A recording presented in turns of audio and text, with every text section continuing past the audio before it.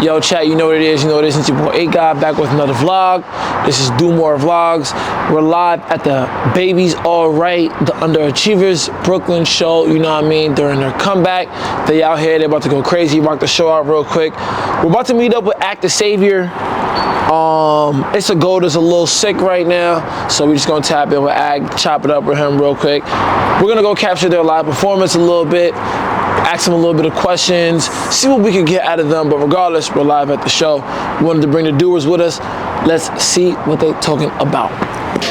Okay, what's going on, y'all? It's your boy Kingmil, the A-God. We live with AKTHESAVIOR from the Underachievers. We're about to chop it up real quick. Got a little couple questions for bro real quick, you know what I'm saying? Yep. So, you guys are back now, you know what I mean? Yes, sir. Talk about the hiatus real quick and what that was like. The hiatus came basically because of COVID. I feel like the whole world shut down. Right. So, like, we weren't really doing shit. We were just, like, focusing on ourselves and, like, just trying to navigate through what was going on. And then now we got the album. It's basically called Homecoming because we was on a hiatus, and now we're back more consistent than we ever was. So it's like the start of a new chapter in a sense. Dope. So the Beast Coast era, talk about what that means for New York City. Hey man, it was definitely like a important like stage in our life, I guess, because that was when we were first coming out, and I feel like we had like a strong movement together as a force. We still do, but it was very like, that was like the golden era of our shit. And I feel like we influenced a lot of people maybe to get on their third eye shit, maybe spiritual shit, and like that was very important, I feel like. And a lot of kids like come up to us today like, yo, you changed our lives and shit like that because of the stuff that we were doing. So I think it was very important, very impactful. Fire. How do you feel like that evolved, like the lyrical and the spiritual themes? Like, how did that evolve from Indigoism? I feel like Indigoism, we was really like starting to learn about all that cool shit, like spiritual shit. So it was heavy within our music. And now we kind of like evolved and learned music more, and we're kind of like making the sound more universal. Right. So like I'm not saying third eye anymore, like, but obviously there'll be stuff like follow your dreams, like you can do it, believe in yourself within my lyrics or Issa's lyrics. So it's still there, but we're trying to do it in a more universal understanding way where people don't like, yo, are scared to, like whatever we hear, whatever they hear, it's like, it's not like brand new or like foreign. So it's like more simple in a sense. Yeah. Okay, last question. So now that you're back, you know, it's been since COVID and everything, how do you feel about the underground and mainstream scene going on right now? I feel like there's a lot of dope shit coming out in the underground, like especially out of New York. There's these artists that I fuck with. I mean, y'all already know Griselda and shit like that, fucking Rome Streets and shit. Them niggas is mad nice.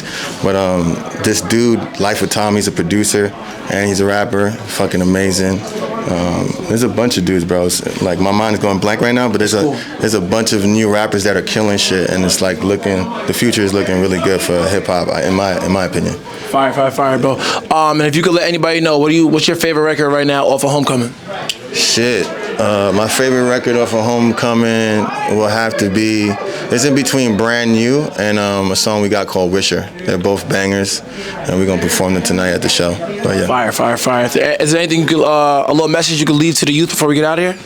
Oh yeah, get out and create, follow your dreams, don't ever give up, because you never know in the future who you meet, who you affect, and that shit actually come true, so just keep going.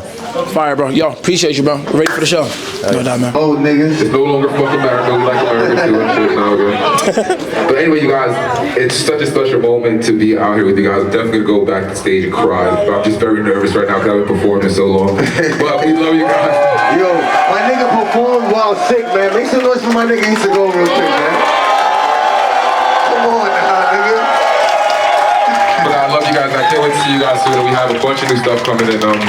Just speeches, but I'll meet you guys out there. Let's have some conversations and shit. Yeah, we're gonna come in the crowd and all that. But love you guys. See you. Peace and love. What's up, baby? Yo, you know what it is, man. A-God in the building. We got Issa in the building. Underachievers just rocked out the show. It's been how long? 5 years. 5 years, man. So what made you guys want to bring it back real quick? We never really wanted to stop. If you look, we actually stopped when the pandemic happened. And so after the pandemic, it just took a little bit of time to get everything back together because AK was doing a lot of solo stuff, but it really was the pandemic. So like once the pandemic stopped us from touring, we kind of took a little break from the music, but yeah. Fire, fire. So let's chop it up real quick. Talk about the Beast Coast era and what do you feel like that means to New York City? Beast Coast, Joey Badass, Floppa Zombies, Pro Rapper, CJ, Nick, Kirk, all the homies. I think it was definitely a dope time for New York in the sense of during that blog era, we were like representations of New York for that time. And so I think it was very impactful on a lot of the youth that were there at the time. And so we just have I think we have a special place in that time, Beast Coast specifically, but yeah. Fire. How do you feel like the lyrical and spiritual themes have evolved from Indigoism to now?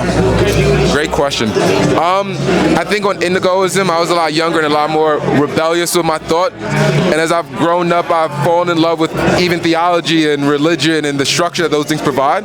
And so I think right now the new thing that before it was more rebellious, but now it's about moderation to me and finding that balance between having maybe an open mind, but also following the structure, because sometimes being a free thinker without the structure, you can become basically an anarchist. And so going from being a rebellious young kid to more of a more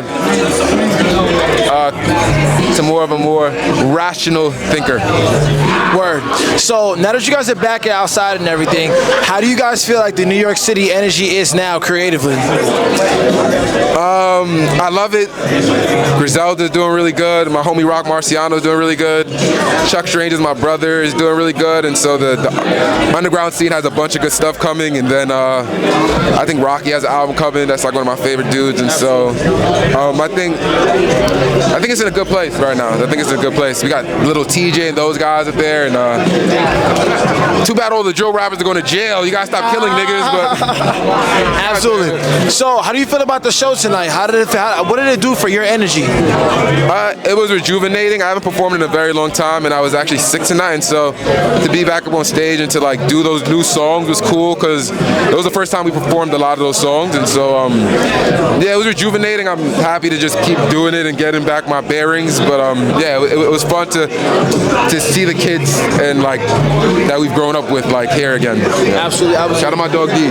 Shout out D. Shout out D. Shout out my son D. I think you got the hats on deck right now. Yeah. What? Oh yeah, we gotta get those. We gotta get those. Yo, so real quickly, talk about the process of Homecoming and what it was like creating that. So it was kind of similar to like tonight's show of just like, since it's been a while, like dusting off the cobwebs and trying to like understand where music is right now. And so it was like, that's why we called it Homecoming, because it was like basically us coming back fresh and getting a new understanding for it. So this was like basically the first project to come out, but they continuously get better as we learn. So it just represents the genesis of a new era in the Underachievers and Beast Coast as well. Definitely. Is there a message you could leave to the youth before we get out of here?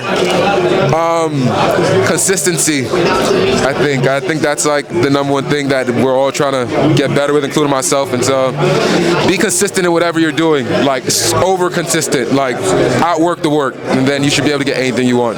That's like the new law of attraction, I guess, in a sense. Yo, appreciate you, brother. My brother. Definitely, man.